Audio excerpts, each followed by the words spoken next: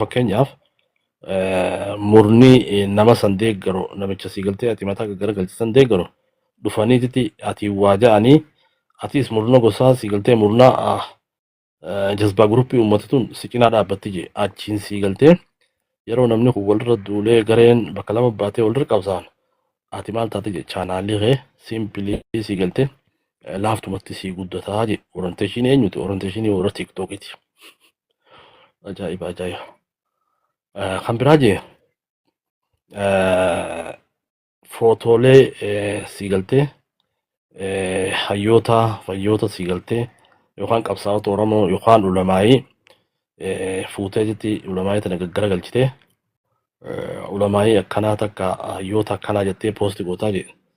Kanaaf warri si arrabsanii dhufanii warri sii galtee murni keetiin dhufanii tanaatanii iddoo ati beekamtii yookaan maqaa harkattee jedhe. Kanaaf je kana hunda yoo sii galtee orienteeshinii kana goote chaanaaliin kee filoowar keessii guddataa je akkana kun obboleeyyan kiyya zaman amma jiru kana maafiyaa guruppiin jazbaa guruppiin orienteeshinii kana sii kannaniisitti kana keessa dabartee yoo orienteeshinii jazbaa guruppii tana fudhattee yoo waan san sii galtee eksersaayis goote chaanaalli kee maal ta'a jechuun ni guddata. Yeroo gabaabduu keessa feemas taata. Yeroo feemas taate booda nama arrabsitee hayyoota arrabsitee ulamaa'ii arrabsitee gosaan nama qoottee gandaan nama qooddee yeroo feemas taate achi booda deebitee waan keerii daleeda jee baqa. Kanaaf akka kana orienteeshinii akkanaatu nama keenyaa dabruu jira jechuudha dhugaa dubbachuudhaan. Orienteeshinii sii galtee diin keenya kana balleessu orienteeshinii sabaan akka namni wal balleessu godinaan akka namni wal balleessu walirratti dalaguu irratti namni keenya tana orienteeshinii walii qadda. Kanaaf dhaloota akkanaa dhaloota sii galtee orienteeshinii kana fudhatee hojiitti jijjiiraa jiru dhaloota kana uumuu jirra jechuudha. Faayidaan akka sabaatti wanni nuti bilkaa'aa jiru tiktok kanarraa hedduu oomisha sii galtee murna jallinaatii fi dhaloota jallisuu irratti duula gaggeessaa jira. Duula ajaa'iba gaggeessaa jira beeke. Duula kanaa takkaa sii galtee harkeen beeku. Kana obboleeyyan wanni nama gaddisiisu akka uummata keenyaatti uummanni keenya tiktok kun hedduu kuffisee uummata keenya akka malee miidhee uummata keenya akka malee xiqqeessee yoo maaliyaanii fi waan diin kee salphisa waan akkasii malee sii galtee filoorii takka giiftiin takka leencii takka sii galtee dhageettiin takka feemasni feemasummaan harkattu kan jiru orienteeshinii akkana walii kanin waan ajaa'ibaatu jira waan ajaa'iba kun ammaa kun harkaatuma jirraami murna sii galtee maafiyaa guruppii bira hodheetti amma magaalaan isaanii hawwitu magaalaa hawwitu amma teenya kun oqamee eenyuutu sii galtee dubbata. Haasoo sii galtee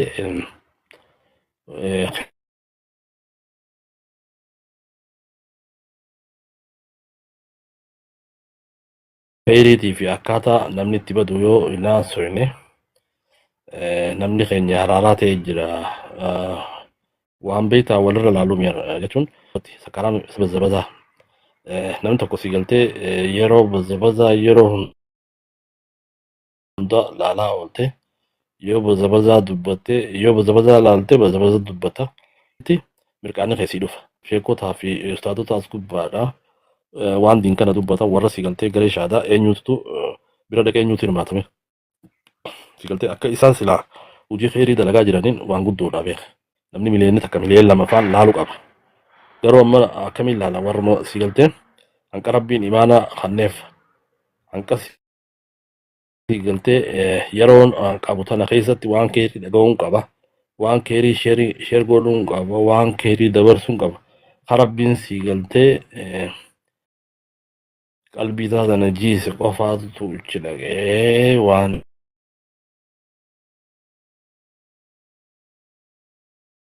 gaarii dhageeffataa beeke.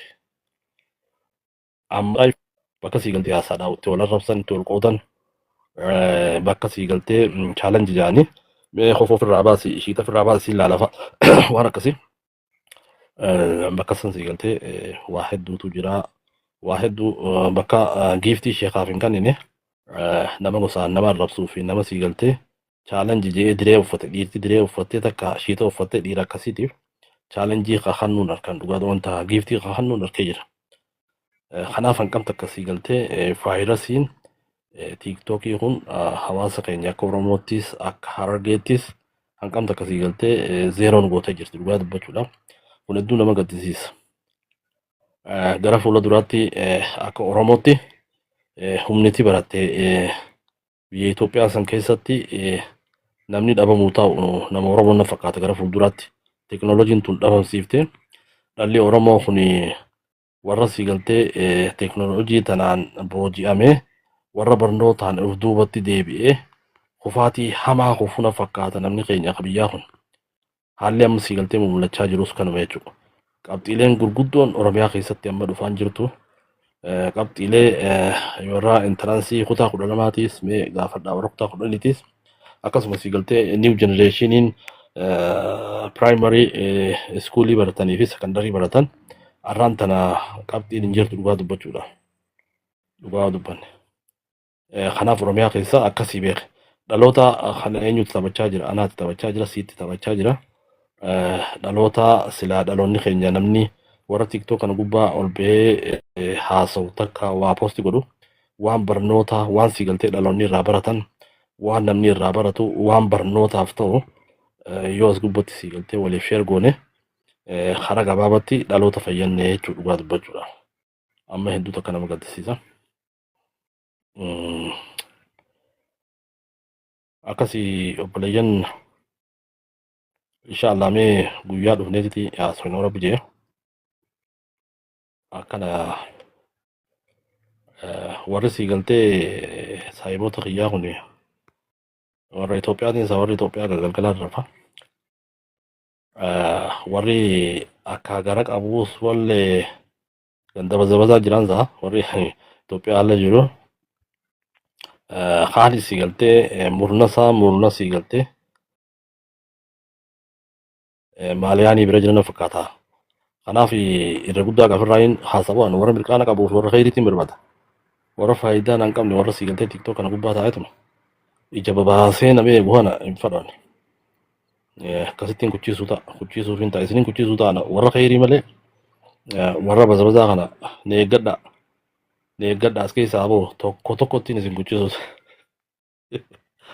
isiniin kuchisuu ta'a aboo maal nama fayyaddan namni sii galtee dura amma namni tokko baraan sabaan fayyadaa nama sabaati jedha. Saba fayyaduu fi dhaloota fayyaduu nama addaan qooddeen nama gargar qooddeetti fayyadda hawaasa. Uummata sii galtee waliin buuftee saba fayyadda kanaa fayyaduun. Kanaaf namni dura sii galtee hawaasaan fayyadaa dura of fayyade maatii kee fayyade hawaasaan jaaladhaa dura of jaaladhume nama if jaalateetu hawaasa isaa jaalata. Irra guddaa mee nuti kun warras gubbaa jiru nama of jaalatu moo ifumaa of jaalannee ni beekna yoo of jaalatte sii galtee hawaasa jaalattee beeke. Warra ifiin jaalatinitu hawaasa jaalanne jaaba qeeroo qeeraati. Dhaloota akkasiiti ammoo inni jiru. Akkas obboleeyyan makiinaa gurguddaa fideetiin isin jala kaayebo. Warra nam fayyanne kana maal naa gootan boo tiiktoo kana gubbaadha beetaan nama keenya tokko dhiyootan dhufe hedduun koflee beeke akka ajaa'iban na kofalchiise. Maal je akkuma kiyya kanatti haasa'u jira. Amma fuudheetitti nama kana ol baasee beek mana kanarratti. Yeroo mana kanarratti ol baasu warri inni ol baasan sii galtee haasa'u dheeraatti haasa'an. Addooyinaan obboleeyyan kiyya yaa abalu jeen maanarraan buune jeen mana kiyya kana keessa. Aboon narraa deem ililli giiftii sii kannu jeen ililli narraa deemta. Narraa deemta ililli sii kannu jeen. Amma fakkeenyaaf akkuma isaas sii galtee dhugaa dubbachuudhaaf amma namni dhufe isumaatu ol naqeemi kanuma ifi ol seene seen narraa deemii sii galtee aboo siin fadhu narraa deemii mana kiyya kana keessaa narraa deemii ilillee si ergeetiin jedha.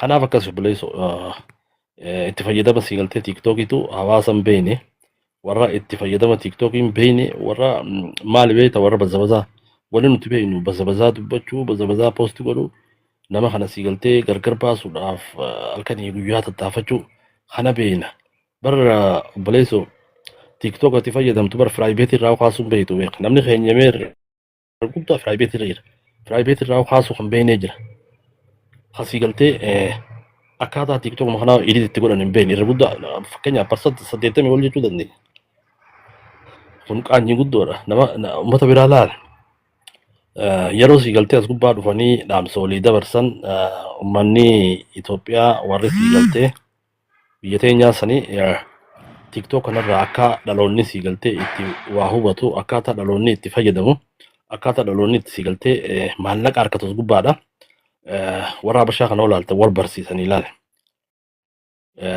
wanni isaanii maallaqa guddaa irraa argata YouTube illee fakkeenyaaf amma mee nama Oromoo tokko as kan niwusii jiru niwusii haa qabu tokko hin jiru dhugaa dubbachuudhaaf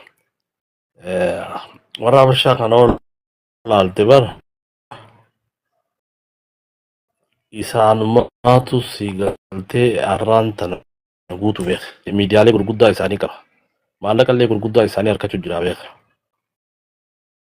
amma keenya kana yoo laalte humaata kan qabu bara miidiyaalee gurguddaa amma warra Habashaa keenya kana warra sii galtee Itoophiyaa kanaatu chaanaalii isaa gurguddaa sii galtee amma gabayaa miidiyaa jaa Abeel Biraanuu jaa sii galtee kanaaf namni keenya chaanaalii hin qabu jechuu barbaadeeti kanaaf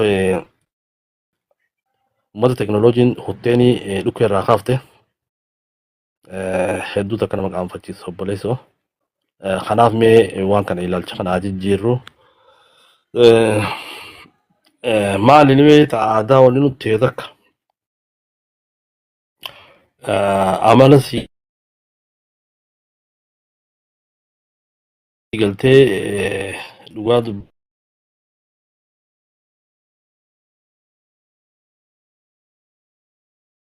dubbachuudhaaf akka sabaatti waan hedduu taa waliin dhageeffatan saayiba aboo chaanaalli akkanaa takkaa sii galtee addunyaa irra jiru jeen aboo namni hunduma dalaga jeen amma haan galgala oduu dalaga guyyaa waliin ilaalanii beeku aboo chaanaalli kun kiyyaa jeen sii galtee aboo keetii jeen oggusuma sii galtee arrarraa eegalee ilaalu jeen laal aadaa nama keenyaa obboleessoo laal arrarraa eegalee ilaalu akkasuma sii galtee namoota ani hedduu kan hin argee jira kan sii galtee chaanaalli kun keenyuuti keenya ispeeshaalii dhaloonni harargee dhaloota harargee arraan tana sii galtee dhaloota harargeeti moo dhaloota haramteeti hedduu nama dhibdi harargeeti nyaatun dhaloonni kun dhaloota harargeeti moo dhaloota haramteeti qaanyiidha yoo amma namni tokko faayidaarraa ka jiraatu taate faayidaa buusoo jiraate akkamis sii galtee faayidaa sana afaan qabna akkamis sii galtee waan san jalaa balleessina yaanna dhugaa dubbachuudhaaf mee amma fakkeenyaaf peejii nama keenyaa chaanaala nama keenyaa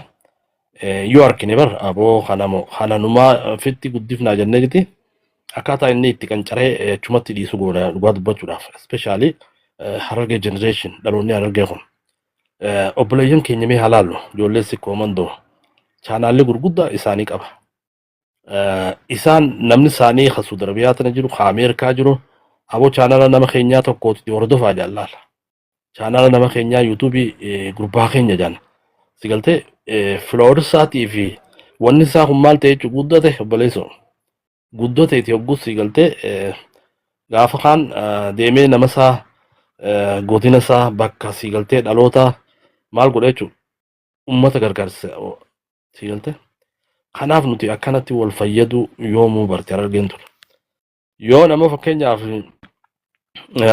TikTok kun bara miliyoona takka naaseene keenyumaa bara akkaataa itti na balleessu barbaada jechuudha akkami fide si galtee miliyoona takkichaa kan akkami fide akkan taane fide olola si galtee oofa jechuudha akkaataa wanni kun nama harkaa baddu ilaa hanga kana dhugaa dubbachuudhaaf wooma si galtee hammeenyaa malee waan gaarii walii yaaduun akka malee si galtee nama saalfachiisa kanaaf mee warra si galtees gubbaa irratti mee ilaalcha kana jijjiiramu ilaalcha kana jijjiiruu irratti itti aanu hedduu takka waan nama ajaa'ibsiisaati amma fakkeenyaaf ijoolluma tiktookii kan xiqqoo wayyaa haan deemee si galtee gaafa ati tiktok dhuftu kun kana fakkaata hadhattu turte namni gisee xiqqoo si galtee chaanaalli kun guddatee fi wayillee asirraa faffaxaroo eegale wal jala kaane akkamittiin sakaalee lafa darbaa akkamittiin si galtee maqaa balleessee nama bira xiqqeessaa irratti si galtee ispeeshaalii dhaloonni keenya karaa argeetu walirra daleena. Uummata yoo ilaaltan godina biraa ijoolleen si galtee tuulamaa yoo ilaalte obboleeyyan wal gargaaruu irratti wal bira dhaabbatanii ijoolleen si galtee shanan gibee yoo ilaalte wal gargaaranii nama biraallee gargaaran obboleeyyan keenya si koomandoo jara jajjabaadha wal gargaaran si galtee waan nama isaanii hedduu guddisan muuxannoo irraa fudhachuun hedduu takka barbaachisaadha. Keenya si galtee hamilee fiigii fi hamilee daa keenyoo irra guddaa hamileedhaan fiigaa hamilee namaatti hagaa jechuudha. Waldaaku hamilee waldaaku akkaataa si galtee tarsiimoo guddinaa yoo itti baafattee itti gabbaate akkamittiin isa kana jalaa si galtee haala tarsiimoo baafattee kan akkamittiin jalaa gufuutti ta'a pilaana baafataa namni keenya hedduu takka dhugaa dubbachuudhaaf hedduu takka namatti dhaga'ama. Kanaafi sooshaal miidiyaan kun hedduu si galtee hedduu nu miidhaa jira. Itti fayyadamuullee hin beeknu. Hammeenya fakkeenyaaf nama keenya kana bara kan si galtee as gubbaa taa'ee aboo kun laal kun akkana filoora guddaa qaba. Isaa haasoo kana si galtee dhuftee arrabsita obboleessu amma nama hedduun arga. Namuma isaa nama hin beekne si galtee nama si galtee loqotaanillee hin beekne namuma Oromoo kana. Jala taa'ee si galtee bar seenaa qabsaa'oo daatii fi qabsaa'oo kana nuti akkana qabsaa'aa turre jee si galtee odeessa. Namni nama isaatiif kabajaa hin qabne qabsoo maal odeessa? Namni obboleessaaf kabajaa hin kennine maal odeessa obboleessa namaa kun? Uummata akkasiiti hawaasa akkasii nuti. Nama si galtee obboleessaaf bakka osoo hin kennine obboleessaaf kabajaa osoo hin kennine maqaa barbaada wayii barbaada si galtee fakkeenyaaf obboleessa kee Harargee dhaloota Harargee kana osoo hin kabajne deemtee maqaa barbaaduudhaaf waa barbaaduudhaaf deemtee si galtee ijoollee ilmaan tuulamaa faarsita. Faarsuun gaarii garuu maaliif hin faarsine maaliif si galtee xiqqeessitee maaliif nama seetis qaba. Kanaaf ilaalcha akkanaa kanaatu nama keenya keessa buute ilaalchi si galtee akkuma sabaatti yoo ilaalte amma waa'ee itti fayyadama sooshaal miidiyaa kana Oromoon sadarkaa dhufaa jirti jechuu dandeenya. Oromoo keessaayis Harargeen si galtee balaafeer tan akkanuma fiidu si galtee amma girrisaa warri jedhamu bara Harargee jechuu dandeenya bakka si galtee isaan laaltuu fi bakka isaan hin laalles giroma jechaa deeman. Bakka silaa si galtee namni faayidaa itti buusu gir jaaniin dhaqan bakka isaan hin laalle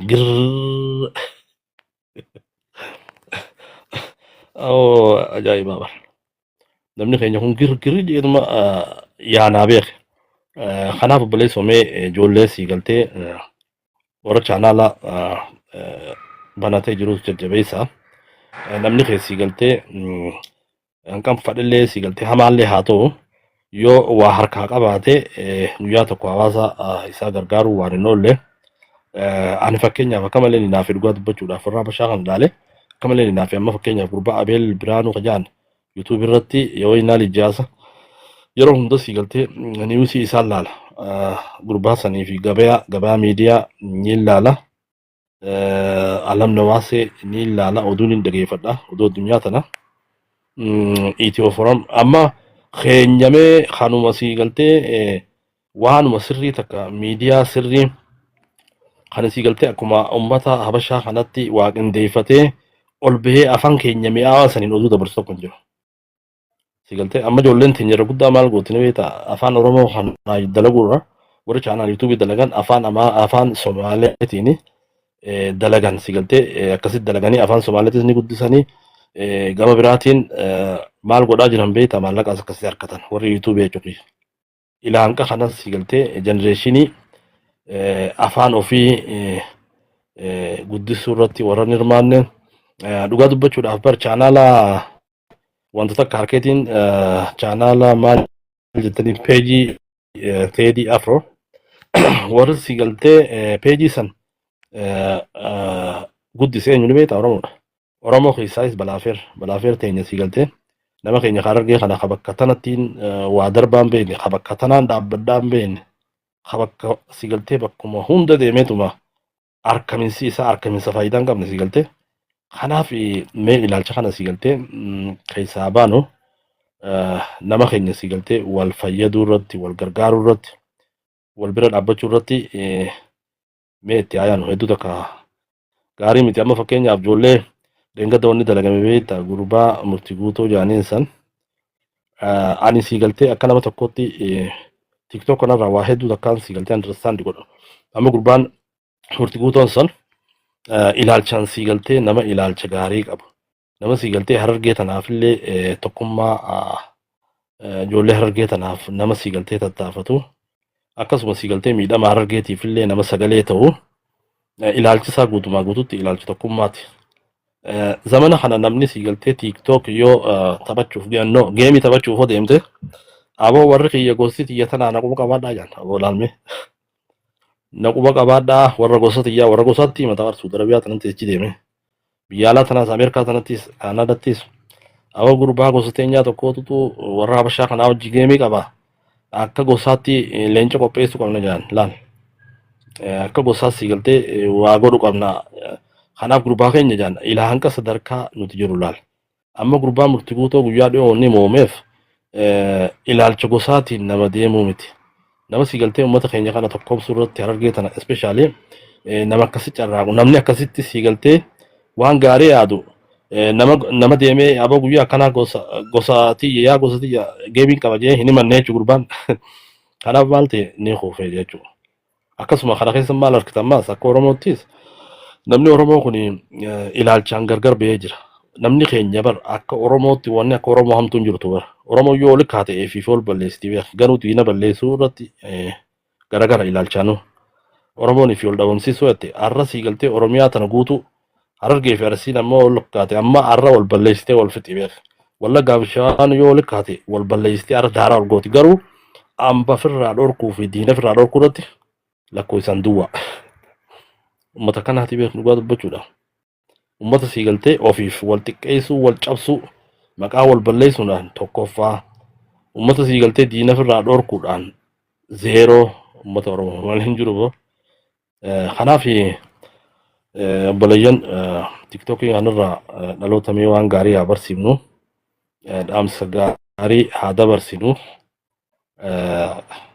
kanaaf immoo magaalaan uumamaa jirtu duraan asuma gubbatti magaalaan hamtuun uumamaa jirti amma gaa lafarrattis buuteeti hawaasa keenya biraas deeyite hawaasni akkuma si galtee warra tiktok kana maaliyaanii fi uuman taane si galtee akkamittiin waan hin taane uuma akkamittiin giifti harkadhaa dhaloota illee qabsiisaa jirra jechuudha kanaaf warri akkasii si galtee as gubbaa teessanii dhaloota kana waan hamtuu qabsiiftan seenaa jalaa bu'uun teessanii har'a si galtee ati feemasa jettee qoma dhawattee feemasummaa teetiin giifti harkattee si galtee akka nama waa beeku akka nama jabduu hojjetee of gootu obboleessu garuu seenaa jalaan baatu wanni ati godhaa jirtu dhaloota si galtee doomsite dhaloota si galtee barachuudhaaf saba kana bakka bu'uudhaaf ijoollee xixiqqoo har'aan tana maal godhaa jira tiktok kanarra dhaamsan taane dabarsinaa namni keenya akkasii galtee gosaa wal qoodu gubbaadhaaf dhaamsa hawaasaaf dabarsinaa hedduu takka nama dhagaama dhugaa dubbachuudha kanaaf giiftiin har'a walitti qabdee ati fuutee as gubbaadhaa si galtee jaakkataa fi suufa bitattee mataa ittiin ol qabattuun tun boru si galtee hodduqulla deemuu teessa inshaallah nama salphataadha haala salphataa si galtee uummata keenya biratti labsaa jirta kanaaf obboleeyyan kiyya yeroon illee deemte akkanumatti jecha lama jeeti kanaaf inshaallah yeroon as gubbaa bu'e irraa warra tiktok kana tokkollee hin fadhu hunoo saahiboota kiyya warra jiru malee warra maaliyaanii kana jala haayitiin firraa kochiisa akkuma gurbaan aboo ifumaa naqee si galtee narraa bu'i mana kiyyaa deem narraa bu'i aboo narraa bu'i hunoo ilillisii arge akkuma gurbaan jeessanii akkasii obboleeyyan burqaa jaalalaa hedduu takka galatoome jedhu. waan gaarii haa goonu, waan gaarii poostii haa goonu, dhaamsa gaarii waliif haa dabarsinuu. Akkana sii galtee arraan tana cubbuu dalaydee waan hin taane poostii gootee Harargee fi Arsii walirratti kaaftee Wallaggaa fi Shawaa walirra kaaftee tan hedduudha yoo faayidaa argatte boru sii galtee har'a faayidaa argattee nyaata boru siin nyaadhamaa beek. Hawaasni si nyaachuu ta'a inshaallah. Har'a ni gammaddaa nama walitti dirtee gosoon namoota keenya qoqqoodee har'a gammaddaa boru maal taata? Boru salphattee sii galtee magaalaa keessa deemte dhugaa dubbachuudhaaf. Akkasii beek. Irra guddaa beeyta namni waan gaariin irra dalaydu seenaadha. Seenaa gaarii namni tokko as gubbaadha hojjechuun barbaachisaadha. As gubbaadha nama fakkeenyaaf akka hin taane yoonni as gubbaadha haasawe haala hamaa yoonni as gubbaa haasawe dhugaa dubbachuudhaaf warri bazabazaa tan gammadee ilillii naa kannuus ni jira ta'a. Chaanaala kiyyallee ni guddiftan ta'a garuu kun faayidaan qabu si galtee waan hamtuu as gubbaadha dalagee waan rabbiin hin feene dalagee safuu hawaasa keenyaa cabsee namni akkasii waa barbaaduun salphina dhugaa dubbachuudhaaf wallaahi salphina. Namni kanuma jiruu jiraattu tana keessa seenaa dalagu kan uummata kanallee walitti harkisuu kan saba kana sii galtee tokkoomsuu irratti hojjetu kan sii galtee namni gaariin kan amantiisaa jabeessu diinsaa ka jabeessu sabummaa ka jabeessu nama kana walitti harkisuu malee kan gargar nama baasu sii galtee farra uummata keenyaati nama kanaa kanarraa eessa of qusadhaa akkasii obboleeyyan inshaallah akkasii gaaboo warri deeggartoota kiyya rafutti jirani inshaallah ani san qanumaan jaajeeti inshaallah guyyaa biraa sagantaa bal'inaan ol argina burqaa galatoomii jazaakallah inshaallah warra khayrii dabarsu rabbiin waa godhu anamma jecha bareedaa kana dubbachuun hedduu takka sii galtee sammuu xiyyaatu hafuura na fudhate dhugaa dubbachuudha. Namni sii galtee waan hamtuu dalagu anytime sii galtee sammuun isaa hafuura hin qabdu beek. Rabbiin sii galtee nama akkasii zeeroo godha. Kanaaf waan gaarii haa dubbannu, waan gaarii poostii haa goonu, waan gaarii sheer haa goonu.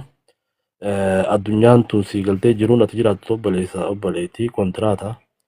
Guyyaa kanaan sii galtee kontiraanni kun dhaabbadhaan beekama. Mee eenyu ka sii galtee guyyaa kanaan du'aa beeku as kana. Eenyu ka guyyaa kanaan sii galtee gabbee aksidantii narra dhufaa ka beeku ni jira? Hin beeku. Nam tokkollee. Kanaaf namni kun kontiraata keessa jira. Agiriimantii sii galtee goonee jira. Guyyaa kana kontiraanni kun dhaabbataan beektu. Guyyaa kana rabbiin sii galtee kontiraata kana dhaabbataa hin beeknu dhugaa dubbachuudhaaf.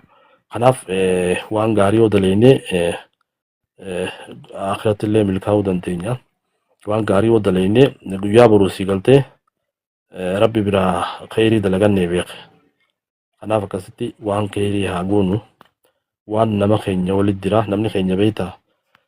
Wanni namni as gubbatti gabbee haasa'uun barsirruma. Yooni nama godinni jimma warra akkanaati warri jimma akkanaati. Arsiin takkanaati, Wallagga takkanaati, Shawaan takkanaati, uummata kanaa yoo hin jee dhugaadha ka jiru jira bar. Hammeenyu san sii galtee aboo sirri baantaa arruma dhufte ka jiru jira. Laal meelaan nama kanaa jira bar doofaa kanaa jira bar. Yooni nama fakkeenyaaf Shawaa tan arrabse bara kanaa sirri goote jaa.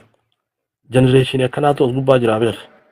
Aboo wanni ati godhu jirtu tun sii galtee nama keenya ka Oromoo godina sii galtee Shawaa kana takka godina Arsii takka Wallagga kana obboleeyyan keenya hawaasa kana maaliif akkana jettaan dhaabbadhu wanni asitti jirtu kun sirrii miti ka jiru jiru.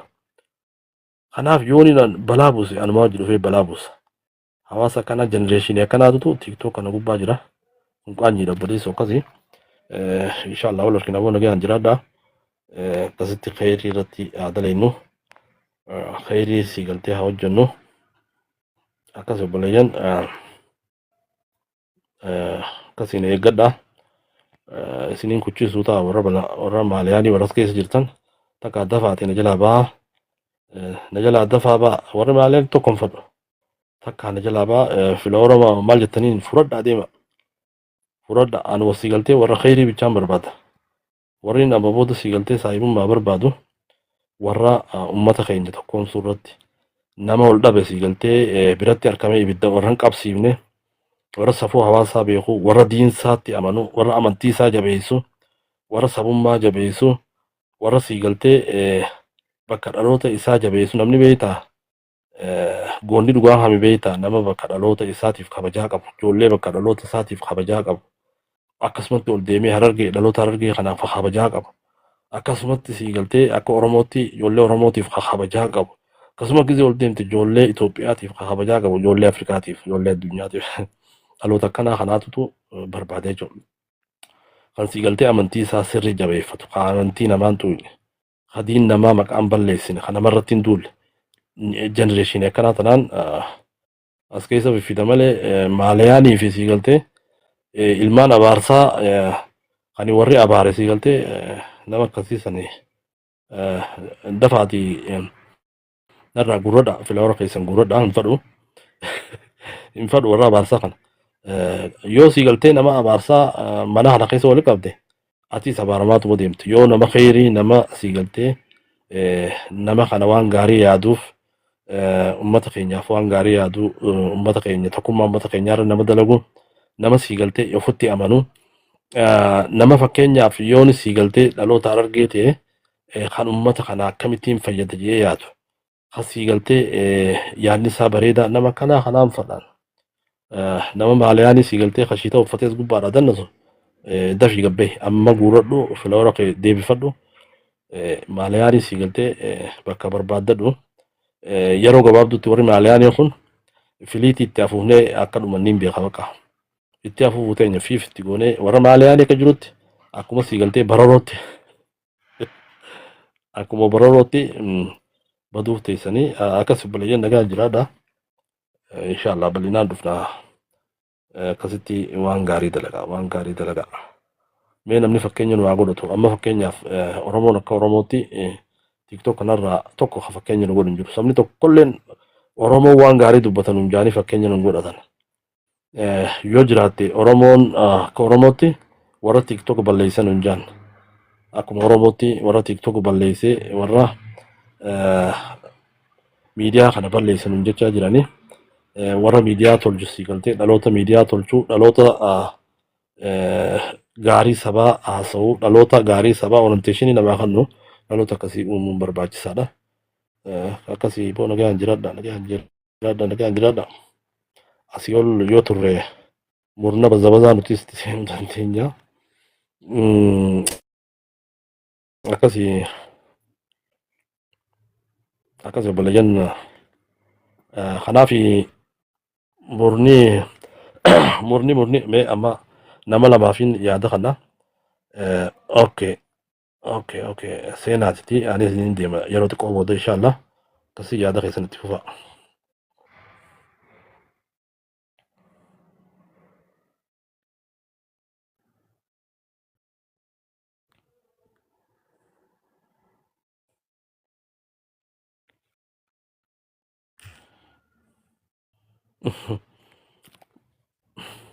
Ayyaga obboleeyyan nama lamaaf kanneetiin ture I don't know neetworkiin fakkaata.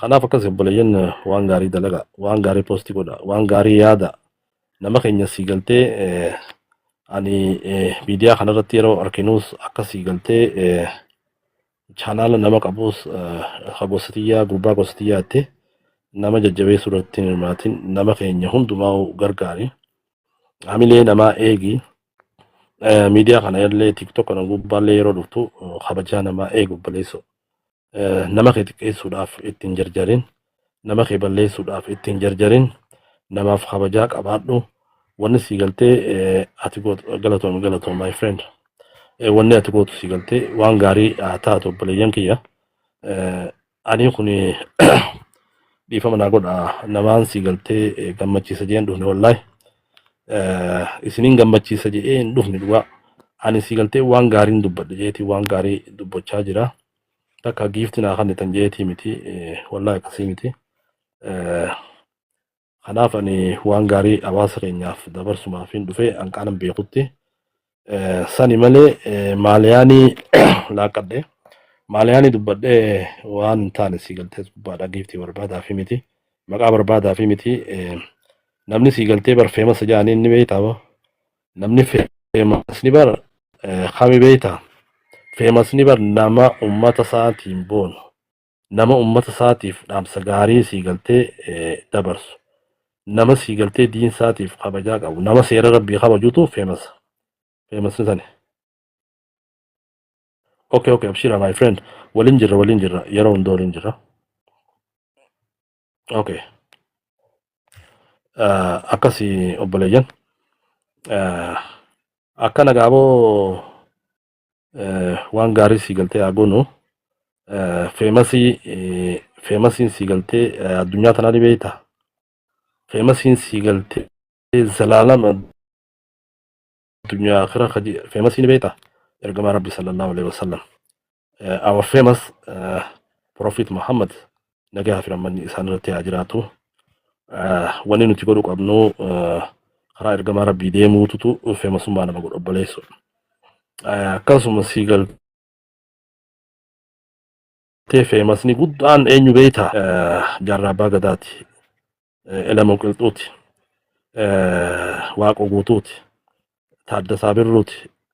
Sii galtee qabsaa'ota gurguddaa san isaan famasaa beeke. Dhugaa dubbachuudha. Famasa sii galtee waan gaarii warra famasa taana jee takkaa yaadiin kawujiin isaanii famasa goote jechuudha. Dhugaa dubbachuudhaaf warra akka sii galtee Sheekh Mahamad Amin Karroo, Sheekh Abdurrahman Daammotaa, Sheekh Adam Tuulaa famasonni keenya sii galtee warri hordofuu qabnu wallaahi uummata akkanaati malee famasa sii galtee as gubbaadhaa shiita uffatee gosaan yookaan godinaan nama qoodu jala deemuun daawwa sirrii mitun obboleessoo famasa sii galtee nama waan gaarii uummata kanaa dabarsu dhaamsa dabarsuuf famasa malee warra guftaa dhalaa uffatu fa'aa dhiira akkasiisan famasa itti jala deemtaa ayyaayyaa musiibaa boo warra sii galtee warra qubee tanaa barreessuu hin dandeenye warra sii galtee filoorri isaanii 600 fi ol jiru famasa itti jala deemtaa boo nama wallaalaa jala deemtaa obboleessoo nama ummata keenyatu uffatu jala deemtaa nama faayidaaf jiraatu jala akkamiin famasa itti deemta obboleessooti.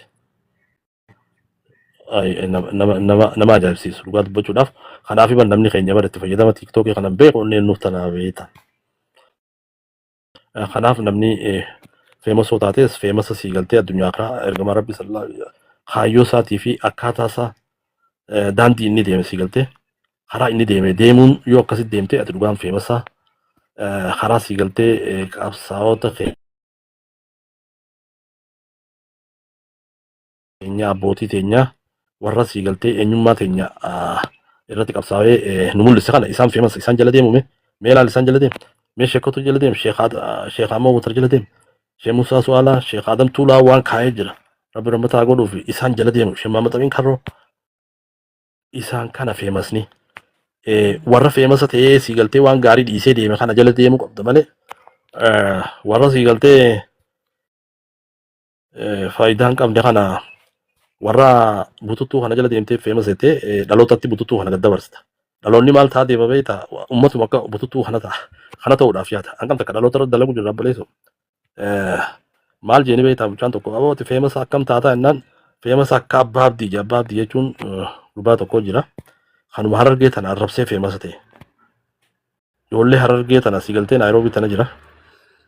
Barbaadaa turte ijoollee Harargee dhokatee akkana amma maal inni beektaa namni kun mucaa tokko akkanaa famasa abbaa abdii yaa obboleessoo laal waan dalagu jirru gartee meelaan nama akka garan qabne kan sii galtee godina tokko arrabsee arraan tana filoora 500 fi 800 godhate kana akkanaatiin ta'a jechuun hanqamta akka sii galtee dhaloota irratti dalagaa jirra obboleessoo sammuu dhaloota keenyaa irratti dalagaa jirra wallaahi hedduu sii galtee dalagaa jirra amma fakkeenyaaf famasni sii galtee waan gaarii dalagee famas ta'e amma fakkeenyaaf falmata mucaa firiidam kajoo san dhugaa dubbachuudhaaf akka falmata akka firiidam famasaan ta'utti wallaahi waan dhugaa sii galtee mucaan san amma fakkeenyaaf firiidam san Itoophiyaa keessaa namni akka isaa sii galtee filoora qaban jiru chaanaalli isaa tiiktookiin guddaadha. amma ijoolleen teenya akka freedom taanoo bakka waan sirriiti beek nama sii galtee hawaasa kanallee akka gargaaramu godhuu irratti wanni inni famous ta'een bar quraana rabbii faa azaana faa dhimee mucaa san dhaqaatii boo flow godhaame akkasii deeggara birallee dhaabbadha nama akkasii galtee freedom yookaan falmataan miliyoona 10 qaba Itoophiyaa keessaa namni isa qixxaatu hin jiru. Mucaan kun nama arrabseetii miti maqaa nama balleesseetii miti gosaan nama qoodeetii miti beeku balleessu. Waan keerii poosti godha waan keerii kanaaf miliyoona 10 qaba jechuudha nama kanaa kana si galtee hordofaa malee si galtee bututtuu carqii uffattee haraarra deemtaas gubbaa dhuftee tiiktook irra dhuftee maalayaana dubbattana atis nama akkasii jaloo deemtee boru bututtu aboo bututtuu taata. Kanaaf obboleeyyan namni gisee fakkeenya sii galtee fakkeenya nama godhatu nama waa beeku fakkeenya godhachuun barbaachisaadha. Jaarraa abbaa gadaafaa fakkeenya godhachuun barbaachisaadha. Sheekh Adam Tuulaa fara bira mataa godhuuf Sheekh Ammoo Watarfaa Sheekh Muusaa Su'aalaa faa gootota kanaa kana sii galtee feemasoota kanaa kana fakkeenya godhattee akka isaaniitiin taattee deemu. Qabsaa'ota Oromoo akka Taaddasaa Birruuttiin ta'a waaqa guutuu warra sii galtee saba kanaatiif kanne feemasa kanaatiin taajettee kana waan akkanaa kana as gubbatti dubbachuu qabdu obboleessu dhaloonni kanaa dhagoome kanaaf bututtuu si galtee ijoollee gaalee idufaa feemas jettee ijoollee akkanaa tana faa feemas jettee dhaloota dabarsa warra galgalaaf ganama uummata kana qooduu irratti hirmaatu piliis waan akkanaa tana keessaa baanu waan gaarii sheeraa goonu waan gaarii poostii goonu akkas obboleeyyan kiyya dhugaa dubbachuudhaaf wallaahi kaniin balleessinatti hin fakkaatu warri sii galtee gurri keessa waan gaarii dhaga'uu feetan dhagaa jirtan sirrii jeesitiin yaada ammoo sii galtee warri bazabazaa warri sii galtee oomisha cubbuu as gubbatti oomishuudhaaf haasawa cubbuutiin uummata keenya burjaajeessaa jirtan isiniif hin ta'u haasawni akkadhaa isiniif hin ta'u. Kanaaf obboleeyyan kiyya waan gaarii haa goonu waan gaarii haa yaannu dhaloota kana sii galtee akka gaarii waan gaariitti haa ajajnu akkas obboleeyyan kiyya warri sii galtee maalayaanii dafaa sii galtee filoora keessan deebifadhaa amma giseen asii gabbee takkatti mataa qabee isin as keessa isin daddarbu ta'a. Faayidaan qabdan uummata kanaaf faayidaan qabdan saba kanaaf faayidaan qabdan ifii faayidaan qabdan sakkaaraamii bazabazaati warri saayiboota kiyya warri as jala jirtan warra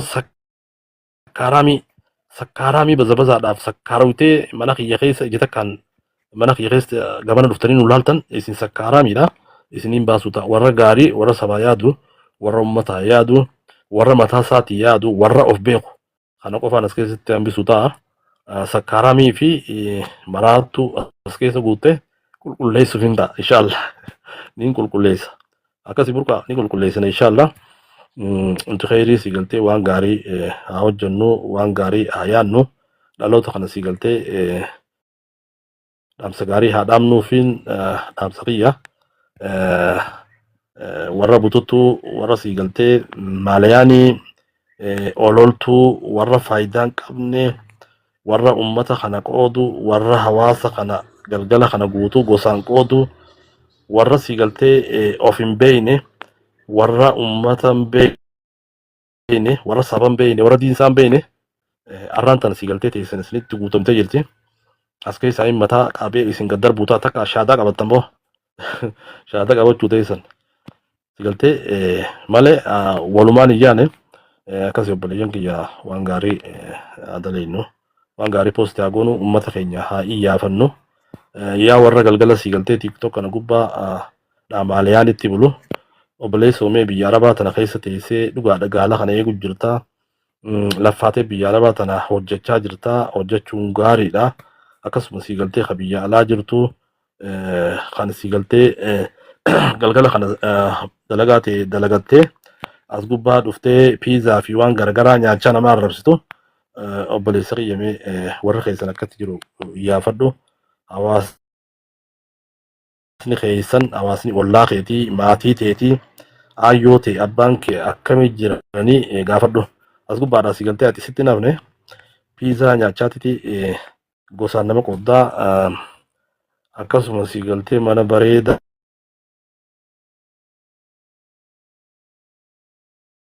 kunoo mana akkanaa keessaan jira jechaati. Hawaasa kana gargar baasuu irratti waan yaafadhu. Akkasuma namoonni amma fakkeenyaaf jaakkataa uffatanii suufa uffatanii